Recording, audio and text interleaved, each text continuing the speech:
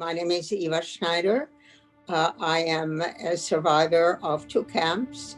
I was in Auschwitz and in Mauthausen, and my mother and I, we were taken together. We went through the showers together. We got off the cattle cars and we were walking towards what we knew were the crematoria because of the big chimney. I mean, everybody knew what was going on. We thought we were going into the gas chambers, and we had to take off all our clothes. They tattooed our arms. My mother's number was A27077. Mine was 27078. And when we were finished being tattooed, my mother whispered to me, maybe we are gonna live. Why would they tattoo our arms if they're gonna kill us? And then we went into this enormous room with showers overhead, and instead of gas, water came out. And whatever clothes they were strewn about on the ground, we had to dress ourselves.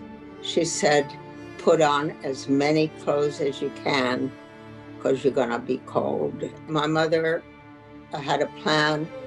I was to be 14 years old, if asked, and my mother was to be 25 years old, and we were sisters. So I became a working inmate rather than in the children's camp. And about a month later, she was taken to another camp and I was left alone.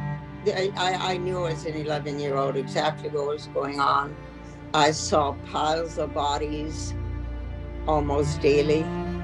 I could have gone with my mother when she was taken away, and I chose not to go because I knew my mother would sacrifice herself and she would never survive.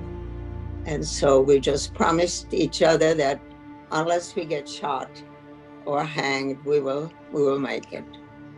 When we went on the death march, when the Russians were coming close, as the march started, and I had to go with hundreds or thousands of other people, women mostly, in my area, and we walked by a barracks that housed the SS, and I saw a comforter on the ground, and I knew enough to step outside of the line to grab that comforter and wrap myself in it, and that saw me through the death march.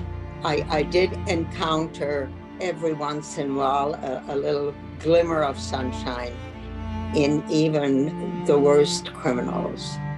One of the kindnesses shown me in all this hell, an SS soldier walked up to me at one point while we were marching, and he handed me a little bag full of granulated sugar.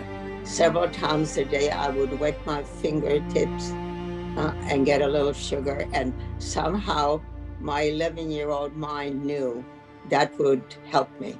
We were liberated by U.S. Third Army.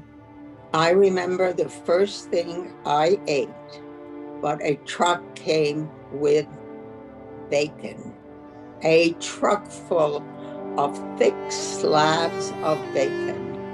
And that was the first real food. We lost more than 30 members of our family, but my mother and my father and I was an only child, the three of us survived. When we were all together, my father said to my mother and to me, he said, we have survived hell, now make the most of our lives. Man's inhumanity to man knows no limits, and I think we have to do everything we can to bring out the good in people rather than the evil.